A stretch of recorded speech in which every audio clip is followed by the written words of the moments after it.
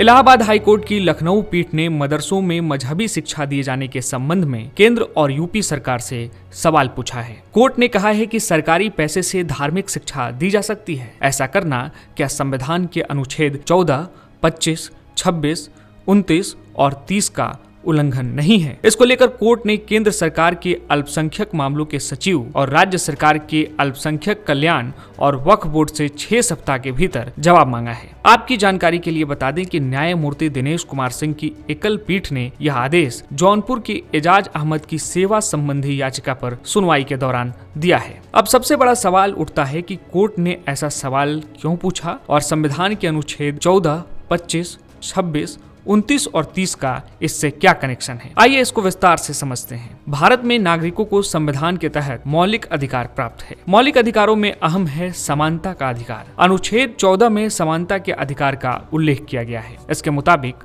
प्रत्येक इंसान कानून की नजर में बराबर है और किसी को विशेष दर्जा हासिल नहीं है। सभी लोगों को कानून का एक जैसा ही संरक्षण है। भारत का संविधान धर्मनिरपेक्षता को सुनिश्चित करता है। यहाँ संविधान हर नागरिक की आस्था, श्रद्धा और उसकी धार्मिक मान्यता की रक्षा भी करता है। संविधान का अनुच्छेद 25 सभी लोगों को अपनी पसंद के धर्म के साथ जीने की आजादी देता है। अनुच्छेद 25 केवल धार्मिक विश्वास को ही नहीं बल्कि धार्मिक आचरण को भी समाहित करता है। अनुच्छेद 26 के अनुसार प्रत्येक धार्मिक संप्रदाय को कई तरह के अधिकार प्राप्त हैं। व्यक्ति को अपने धर्म के लिए संस्थाओं की स्थापना और पोषण का अधिकार है। अपने धर्म से संबंधित कार्यों का प्रबंध करने का भी अनुच्छेद 26 में प्रावधान है। अब बात संविधान के अनुच्छेद 28 की, जो कोर्ट के इस आदेश को लेकर बेहद महत्वपूर्ण है। धार्मिक शिक्षा देने को लेकर संविधान का अनुच्छेद 28 बिल्कुल स्पष्ट है। अनुच्छेद 28(1) में स्पष्ट तौर पर कहा गया है कि ऐसे किसी भी शैक्षणिक संस्था जो पूरी तरह से सरकारी खर्चे पर चलती है उसमें कोई भी धार्मिक शिक्षा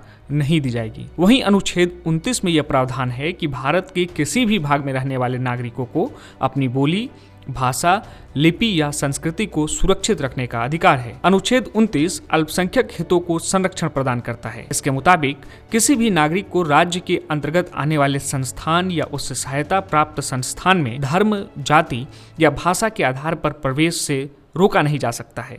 भारतीय संविधान का अनुच्छेद 30 अल्पसंख्यकों को उनकी पसंद के शिक्षण संस्थानों की स्थापना और प्रशासन के अधिकार की गारंटी देता है। यह अनुच्छेद कहता है कि सरकार वित्तीय मदद देने में किसी भी शैक्षणिक संस्थान के खिलाफ इस आधार पर भेदभाव नहीं कर सकती है कि वह अल्पसंख्यक प्रबंधन के तहत संचालित है। हालांकि इस पर कई बार सवाल उठते रहते हैं। इलाहाबाद हाईकोर्ट ने भी इन्हीं सारी बातों को ध्यान में रखते हुए सवाल उठाया है कि क्या पंथ निरपेक्ष राज्य धार्मिक शिक्षा के लिए फंड दे सकता है? क्या धार्मिक शिक्षा देने वाले मदरसे अनुच्छेद 25 से लेकर 30 तक प्राप्त मौलिक अधिकारों के तहत सभी धर्मों के विश्वास को संरक्षण दे रहे हैं? अब देखने वाली बात यह है कि सरकार कोर्ट के इस नोटिस पर क्या जवाब देती है। इस वीडियो में फिलहाल इतना ही। यह वीडियो आपको कैसा लगा आप हमें कमेंट बॉक्स में जरूर बताएं। अगली वीडियो के लिए आप देखते रहें और करते रहें बातें यूपी की।